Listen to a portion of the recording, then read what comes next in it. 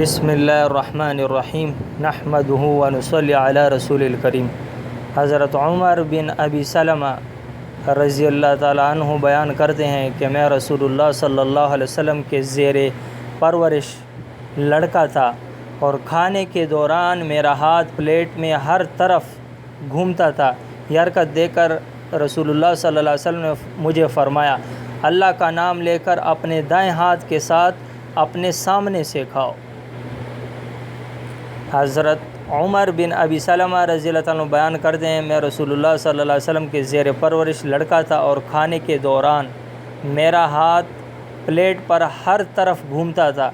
یہ حرکت دیکھ کر رسول اللہ صلی اللہ علیہ وسلم نے مجھے فرمایا، اللہ کا نام لے کر اپنے دائیں ہاتھ کے ساتھ اپنے سامنے سے کھاؤ۔ متفق علیہ۔ حضرت حذیفہ رضی اللہ عنہ بیان کرتے ہیں، رسول اللہ صلی اللہ علیہ وسلم نے فرمایا، بے شک شیطان اس کھانے کو جس پر اللہ کا نام نہ لیا جائے کھانا حلال سمجھتا ہے۔ رواہ مسلم۔ حضرت جابر رضی اللہ عنہ بیان کرتے ہیں، رسول اللہ صلی اللہ علیہ وسلم نے فرمایا، جب آدمی اپنے گھر میں داخل ہوتا ہے اور وہ اپنے داخلے کے وقت اور کھانا کھانے کے وقت اللہ کا ذکر کرتا ہے تو شیطان کہتا ہے تمہارے لیے نہ تو رات گزارنے کے لیے کوئی جگہ ہے اور نہ شام کا کھانا۔ اور جب آدمی داخل ہوتا ہے اور وہ اپنے داخلے کے وقت اللہ کا ذکر نہیں کرتا تو شیطان اپنے ساتھیوں سے کہتا ہے تم نے رات گزارنے کی جگہ پا لی۔ اور جب وہ کھانا کھاتے وقت اللہ کا نام نہیں لیتا تو وہ کہتا ہے تم نے رات گزارنے کی جگہ پا لی اور شام کا کھانا بھی پا لیا۔ رواہ مسلم۔ حضرت ابن عمر رضی اللہ عنہ بیان کرتے ہیں، رسول اللہ صلی اللہ علیہ وآلہ وسلم نے فرمایا، جب تم میں سے کوئی کھائے تو اپنے دائیں ہاتھ کے ساتھ کھائے اور جب پیے تو دائیں ہاتھ سے پیے۔ رواہ مسلم۔ حضرت ابن عمر رضی اللہ عنہ بیان کرتے ہیں، رسول اللہ صلی اللہ علیہ وآلہ وسلم نے فرمایا، تم میں سے کوئی شخص بھی اپنے بائیں ہاتھ سے نہ کھائے اور نہ اس کے ساتھ پیے، کیونکہ شیطان اپنے بائیں ہاتھ کے ساتھ کھانا کھاتا پیتا ہے۔ رواہ مسلم۔ کعب بن مالک رضی اللہ عنہ بیان کرتے ہیں، رسول اللہ صلی اللہ علیہ وسلم 3 انگلیوں کے ساتھ کھایا کرتے تھے اور آپ صلی اللہ علیہ وسلم ہاتھ صاف کرنے سے پہلے انہیں چاٹ لیا کرتے تھے۔ رواہ مسلم۔ جابر رضی اللہ عنہ روایت کرتے ہیں کہ نبی اکرم صلی اللہ علیہ وآلہ وسلم نے انگلیاں اور پلیٹ چاٹنے کا حکم دیا اور فرمایا، تم نہیں جانتے کہ کھانے کے کس حصے میں برکت ہے۔ رواہ مسلم۔ ابن عباس رضی اللہ عنہ سے روایت ہے کہ نبی اکرم صلی اللہ علیہ وسلم نے فرمایا، جب تم میں سے کوئی کھانا کھائے تو وہ چاٹنے یا چٹانے سے پہلے اپنا ہاتھ صاف نہ کرے۔ متفق علیہ۔ جابر رضی اللہ عنہ بیان کرتے ہیں، میں نے نبی اکرم صلی اللہ علیہ وسلم کو فرماتے ہوئے سنا، شیطان تمہارے ہر معاملے میں حتیٰ کہ کھانے کے وقت بھی حاضر ہو جاتا ہے۔ جب تم میں سے کسی سے لقمہ گر جائے تو وہ اسے صاف کر کے کھا لے اور اسے شیطان کے لیے نہ چھوڑے، اور جب فارغ ہو جائے تو اپنی انگلیاں چاٹ لے، کیونکہ وہ نہیں جانتا کہ اس کے کھانے کے کس حصے میں برکت ہو۔ رواہ مسلم۔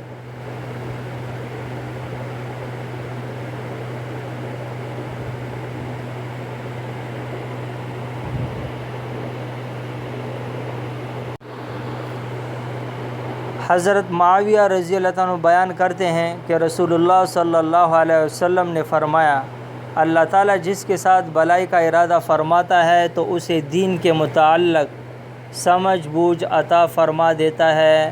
میں تو صرف علم تقسیم کرنے والا ہوں، جبکہ فہم اللہ سبحانہ و تعالی عطا کرتا ہے۔ متفق علیہ۔ رواہ بخاری و مسلم۔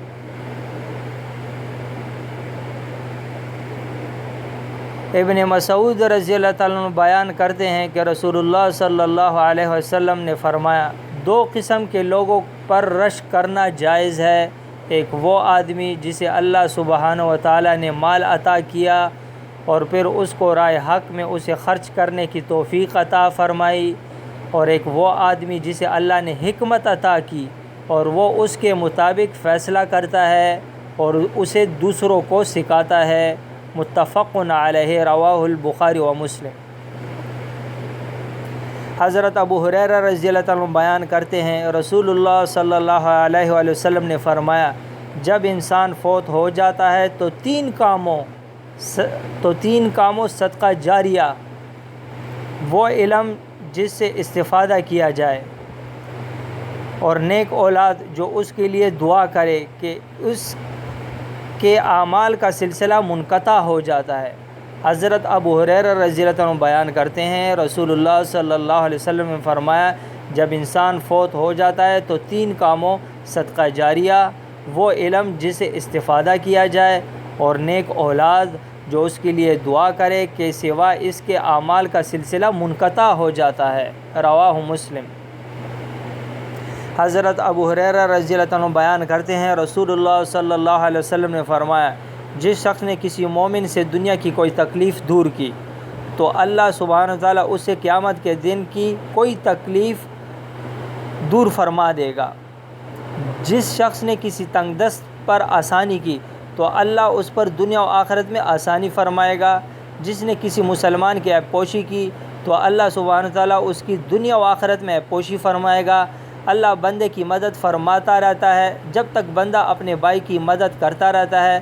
اور جس شخص نے طلب علم کے لیے سفر کیا، کوئی بھی سفر کیا، تو اللہ اس وجہ سے اس کے لیے راہ جنت آسان فرما دیتا ہے۔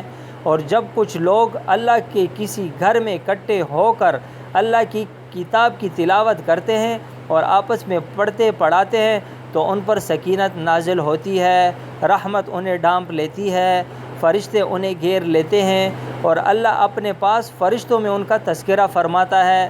اور جس کے عمل نے اسے پیچھے کر دیا تو اس کا نسب اسے آگے نہیں بڑھا سکے گا۔ رواہ مسلم۔ عبداللہ بن عامر رضی اللہ عنہ بیان کرتے ہیں، رسول اللہ صلی اللہ علیہ وآلہ وسلم نے فرمایا، اللہ علم کو بندوں کے سینوں سے نہیں نکالے گا، بلکہ وہ علماء کی روحیں قبض کر کے علم کو اٹھا لے گا، حتیٰ کہ جب وہ کسی عالم کو باقی نہیں رکھے گا تو لوگ جہلاء کو رئیس بنا لیں گے۔ جب ان سے مسئلہ دریافت کیا جائے گا تو وہ علم کے بغیر فتویٰ دیں گے، وہ خود گمراہ ہوں گے اور دوسروں کو گمراہ کریں گے۔ متفق علیہ، رواہ البخاری و مسلم۔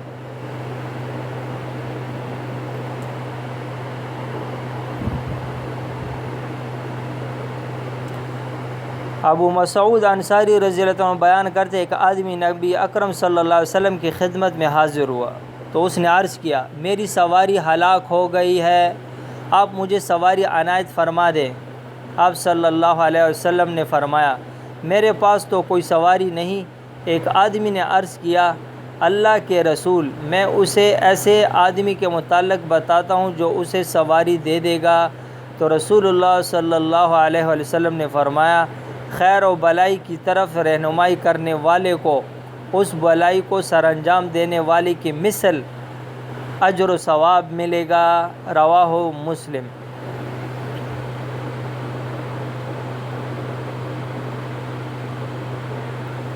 ابو امامہ رضی اللہ تعالیٰ عنہ بیان کرتے ہیں، رسول اللہ صلی اللہ علیہ وسلم سے دو آدمیوں کا ذکر کیا گیا، ان میں سے ایک عابد اور دوسرا عالم۔